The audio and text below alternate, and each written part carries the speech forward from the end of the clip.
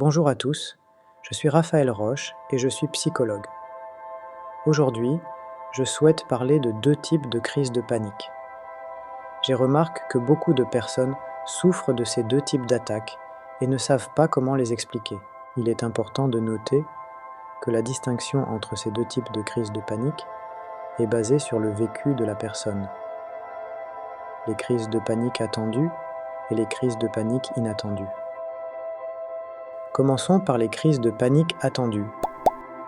Ce sont des crises de panique qui sont anticipées par l'individu en raison de la présence d'un déclencheur spécifique ou d'une situation stressante.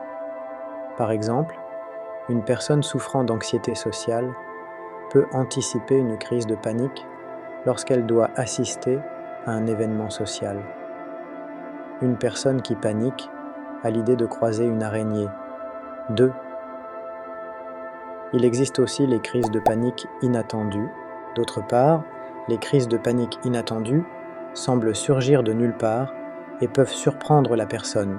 Par exemple, une personne peut être en train de passer un moment agréable avec des amis et soudainement ressentir une crise de panique sans raison apparente. Il est également important de noter que les crises de panique inattendues peuvent ensuite générer des crises de panique attendues. Par exemple, si quelqu'un fait un malaise sur la route, il peut ensuite anticiper une crise de panique chaque fois qu'il doit conduire, ce qui en fait une crise de panique attendue. Pourquoi fait-on des crises de panique ? Les crises de panique sont des réactions extrêmes de l'organisme face à un stress ou une menace perçue. En effet, même si cette menace n'est pas réelle, elles impliquent à la fois des composants psychologiques et physiologiques. Les composantes psychologiques. Les crises de panique sont des réactions extrêmes de l'organisme face à un stress ou une menace perçue, même si cette menace n'est pas réelle. Elles impliquent à la fois des composants psychologiques et physiologiques.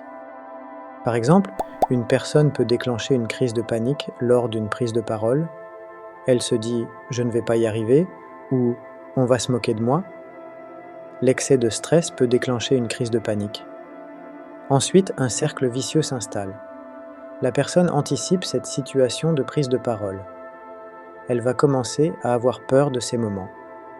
C'est la peur d'avoir peur. Ensuite, cela va ainsi provoquer une personne d'anxiété sociale. Ici, le trouble va s'installer par des pensées anxieuses qui déclenchent du stress. Au moment de la prise de parole, la personne perçoit cette anxiété et cela majore ses peurs. Après cette phase d'anticipation, la personne va se focaliser sur l'événement stressant.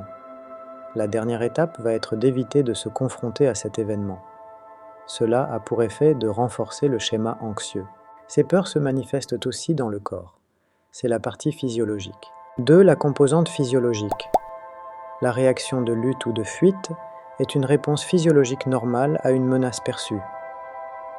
Elle implique la libération d'adrénaline, une hormone qui prépare le corps à réagir au danger. L'adrénaline augmente la fréquence cardiaque, la respiration et la tension artérielle, et redirige le sang vers les muscles pour préparer le corps à fuir ou à combattre. Cependant, dans le cas d'une crise de panique, cette réaction est déclenchée en l'absence de danger réel, ce qui peut entraîner des symptômes tels que des palpitations cardiaques, une respiration rapide, des tremblements et une sensation de suffocation. La personne supporte mal ces manifestations et les conserve en mémoire. Ainsi, les deux composantes physiologiques et psychologiques vont créer l'attaque de panique. Voilà, nous arrivons à la fin de cette vidéo. Je vous invite à commenter et liker cette vidéo. Vous connaissez le phénomène des attaques de panique attendues et inattendues.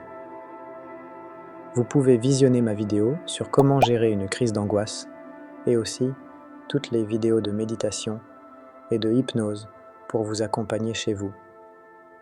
N'hésitez pas aussi à suivre mes programmes pour vous aider. À bientôt. Raphaël.